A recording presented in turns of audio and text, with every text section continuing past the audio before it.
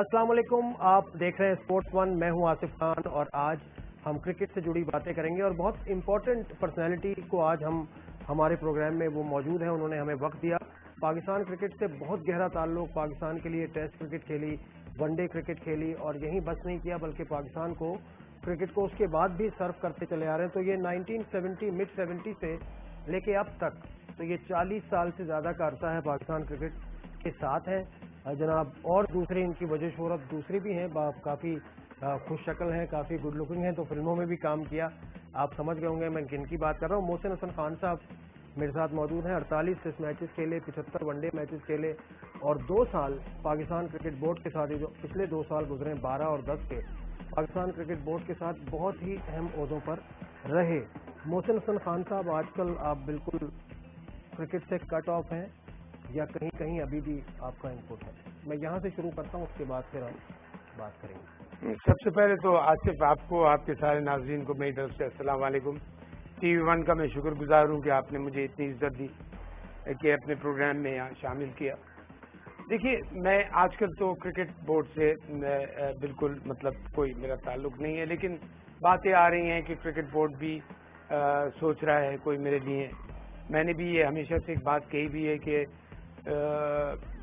देखिए आसिफ, आज मोहसिन खान जो कुछ भी है वो पाकिस्तान और पाकिस्तान की क्रिकेट की वजह से।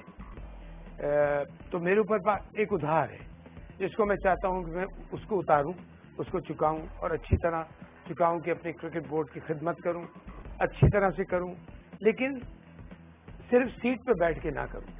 जैसे आपको याद होगा कि RGM की मैं पोस्ट पे था, रीजनल जनरल मैनेजर सिंध की पोस्ट के ऊपर, तो मैंने उस जॉब से रिजाइन कर दिया था 1 साल के बाद कि मैं सिर्फ सीट पे बैठा हूं, मैं कुछ नहीं कर रहा हूं। तो एनीवे, उसके बाद फिर आगे जो बात बढ़ी उस पर हम आगे बात करेंगे, लेकिन कहने का मतलब ये है कि मेरा जो बेसिकली मकसद है कि जी मैं अपने क्रिकेट बोर्ड की खिदमत करूं, लेकिन सही जगह पे और इज्जत और वकार के साथ, ऑनर और डिग्निटी के साथ। इसलिए कि अल्हम्दुलिल्लाह मैंने जितनी क्रिकेट पाकिस्तान के लिए खेली, अल्लाह के फजलो करम से अल्लाह ताला ने उसमें मुझे इज्जत दी। मेरे रिकॉर्ड्स हैं, मेरी डिसिप्लिन कोई प्रॉब्लम नहीं है। और मैं जैसे पिछले भी अपने चेयरमैन थे और ये भी जो चेयरमैन अब हैं, मैंने उनसे एक ही बात मैंने कहा है कि सर आप लोग भी बिल्कुल बड़ी अच्छी बात कर रहे हैं कि डिसिप्लिन पे कॉम्प्रोमाइज नहीं कर रहे हैं, और मैं एज अ चीफ सेलेक्टर या एज अ कोच अपनी टीम में कोई भी एक ऐसा लड़का नहीं देखना चाहता जो खुदा न खास्ता डिसिप्लिन की वजह से पाकिस्तान की इज्जत को नुकसान पहुंचाए। तो कहने का मतलब ये कि फिलहाल ये सिचुएशन है। अच्छा मोहसिन भाई, आपका करियर जो है अभी जो क्रिकेट बोर्ड के साथ है, उसमें एक तो रीजनल मैनेजर आप, वो तो 2010 से पहले थे, मार्च 2010 में बने चीफ सेलेक्टर, उसके बाद आखिरी 4 महीने जो आपने एज कोच गुजारे। तो हम कोच से बात, क्योंकि लेटेस्ट है, वहां से शुरू करते हैं। पाकिस्तान क्रिकेट टीम का जब कोच आपको बनाया गया तो उस वक्त सूरत हाल बड़ी एक ऐसी इंप्रेशन था कि प्लेयर्स वर्सेस कोच, एक रिफ्ट है, शाहिद आफरीदी, दीगर प्लेयर्स और वकार यूनुस। उस वक्त आपके लिए आसान नहीं था कि आप पीछे बैठ के चीफ सेलेक्टर ही बने रहते? आपने कोच का ओहदा मांगा या आपको दिया तो आपने कबूल किया? इसकी क्या वजह थी? देखिए, मैं जिस वक्त रीजनल जनरल मैनेजर सिंध में था नसीम अशरफ साहब के ज़माने में, उससे पहले मैं सेलेक्टर भी रह चुका था तौकीर ज़िया साहब के ज़माने में, लेकिन मेरी कुछ पर्सनल मसरूफियात की वजह से मैंने उनसे माजरत कर ली थी। कुछ अरसे के बाद मैं हट गया था।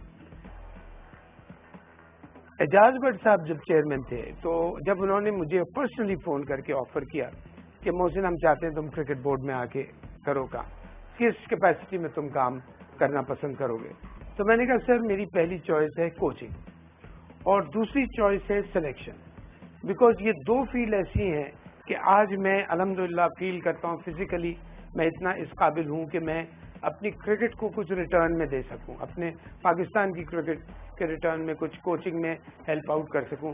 और देखिए, कोचिंग में हम बाद में बात करेंगे, कोचिंग क्रिकेट सिखाना नहीं होती नेशनल लेवल पे। कोचिंग पे मैं बिल्कुल, आप, बल्कि मेरा सवाल कोच का था, आप उसको सिलेक्शन पे ले गए तो मैं उसको मिला दूं, फिर सिलेक्शन से हम शुरू करते हैं। क्राइसिस में आपको चीफ सेलेक्टर भी उस वक्त बनाया जब आप ऑस्ट्रेलिया का एक दौरा, जिसके बाद 7 लड़कों को बैन किया गया ना, चीफ सेलेक्टर भी आप उसी वक्त बने थे, आप कोच भी उसी वक्त बने जब रिफ्ट है प्लेयर्स की, और वो तो कोच पे हम बाद में बात करते हैं। सिलेक्शन कमेटी में उस वक्त बड़ा मुश्किल था ना, ऑस्ट्रेलिया न्यूजीलैंड का दौरा करके आए थे, यूसुफ नहीं है, यूनुस नहीं है, 7 लड़के नहीं है, फिर भी चीफ सेलेक्टर आप बन गए।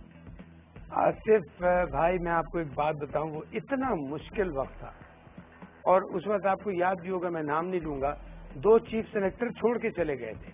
ایک نے ریزائن کر دیا تھا، ایک کو ہٹا دیا گیا تھا. اس وقت مجھے اعجاز بٹ صاحب نے کہا کہ جب میں نے انہوں نے مجھے آفر کی کہ کوچ یا سلیکٹر، تو میں نے کہا جی کوچ نمبر 1 سلیکشن نمبر 2. تو انہوں نے کہا اس وقت وقار یونس ہمارے پاس اچھا کام کر رہا ہے، واقعی کی وقار نے اچھا کام کافی کیا ہے پاکستان کرکٹ کے لیے، تو ہمیں چیئرمین سلیکشن کمیٹی کی ضرورت ہے اور مشکل وقت ہے.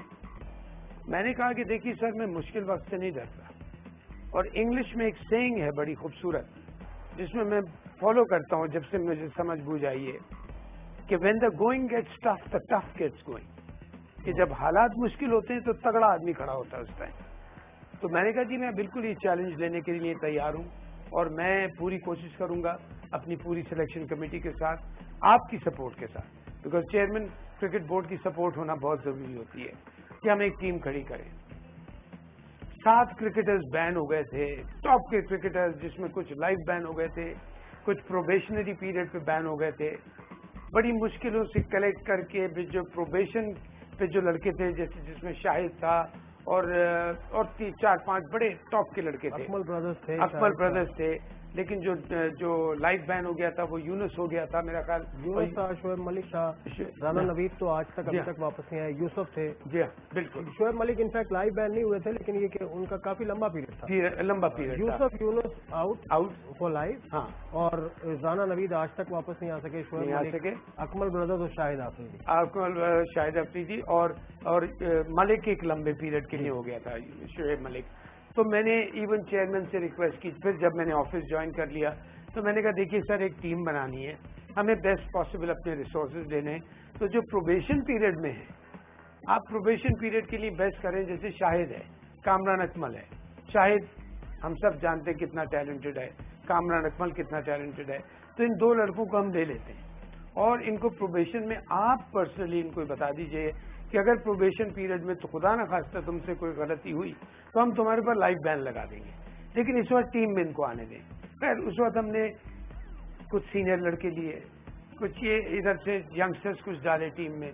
یہ وہ فیز تھا، یقین کیجئے آصف کے میں توبہ نعوذ باللہ کوئی بڑی بات نہیں کرنا چاہتا، لیکن میری پوری سلیکشن کمیٹی یہ کہتی تھی کہ ہم کیسے ٹیم بنائیں گے، ورلڈ کپ سر پہ رکھا ہوا ہے. اچھا میں ایک بریک لوں گا، اس کے بعد اور بھی کچھ پلیئرز کو یہ لے کر آئے تھے جن پہ لائف بین تھا، ان کو ٹیم میں ان کیسے کیا، یونس خان اور دیگر پلیئرز کو، اس پہ بات کرتے ہیں آپ سے. جس بریک